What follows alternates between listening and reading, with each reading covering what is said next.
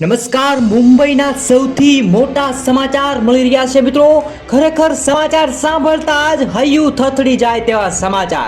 મુંબઈના કોલ સેન્ટરમાં નોકરી કરતા મિત્રતા થઈ અને દોસ્તી પછી પ્રેમ પામ્યો અને પ્રેમ એટલો ગાઢ હતો કે જ્યારે પરિવારે વિરોધ કર્યો તો બંને ઘર છોડીને દિલ્હી આવી ગયા. પરંતુ એક દિવસ ઝઘડો થયો અને યુવકે યુવતીને મોતને ઘાટ ઉતારી દેવાના સમાચાર.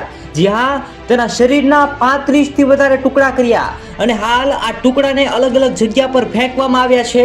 સનસનાટી ભર્યો મામલો. જી હા, સનસનીખેર હત્યાનો મામલો દિલ્હીના મહેરૌલી વિસ્તારમાંથી સામે આવ્યો છે. જોકે હત્યાની આ ઘટના 6 મહિના પહેલા થઈ. 6 મહિના પહેલા હત્યા થઈ, ત્યારબાદ તેના અલગ અલગ ટુકડા કરી અલગ અલગ જગ્યા પર ફેંકવામાં આવ્યા. જી હા, અને હાલ આ આરોપી યુવકની ધરપકડ થઈ છે, જેનું નામ સામે આવ્યું છે. મોટો ખુલાસો, આફતાબ તેનું નામ છે. અને આરોપીએ મૃતદેહના ટુકડા છુપાવી રાખવા માટે બજારમાંથી ફ્રીજ ખરીદ્યું અને હાલ દુર્ગંધ દબાવવા માટે અગરબત્તી પણ સળગાવતો.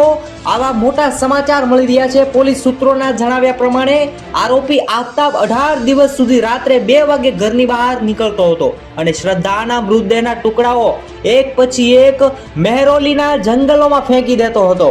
ત્યારબાદ આરોપી એટલો ચાલાક હતો કે 18 દિવસ સુધી શ્રદ્ધાના મૃતદેહના ટુકડામાંથી ગંધ ન આવે એ માટે તેણે બજારમાંથી એક મોટું ફ્રીજ ખરીદ્યું અને ડેઈલી તે અગરબત્તી કરતો હતો.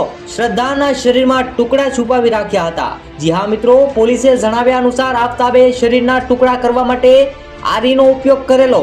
જી હા મિત્રો, મોટા સમાચાર અને અલગ અલગ ટુકડા કરી ડેઈલી હાલ આ ટુકડાને ફેંકવા જતો હતો. અને આરોપી આફતાબે પૂછપરછ દરમિયાન જણાવ્યું છે કે હાલ તેની ધરપકડ થઈ છે ને હાલ સમાચાર મળી રહ્યા છે. આફતાબે કહ્યું છે કે ટુકડા કરી મહેતાબના જંગલોમાં ફેંકી દીધા હતા. તેણે વધુમાં પણ જણાવ્યું ને મોટો ખુલાસો થયો. હત્યા કરવાનું કારણ જે છે તે બહાર આવ્યું છે. આ શ્રદ્ધા રોજ ઝઘડા કરતી હતી તેવું તેણે કહ્યું છે અને હાલ લગ્ન માટે દબાણ ઊભું કરવામાં ઝઘડા થતા હતા તેવા સમાચાર મળી રહ્યા છે. ત્યારે પોલીસે આફતાબની ધરપકડ કરી છે. સૌથી મોટા સમાચાર અત્યારે મળી રહ્યા છે. તમારે આજે સમગ્ર ઘટના વિશે શું કહેવું છે જરૂરથી મિત્રો અત્યારે જ કોમેન્ટમાં કોમેન્ટ કરો. દરેક મિત્રો સુધી આ વિડીયોને શેર કરો. જરૂરથી કોમેન્ટની અંદર ઓમ શાંતિ લખજો. ધન્યવાદ.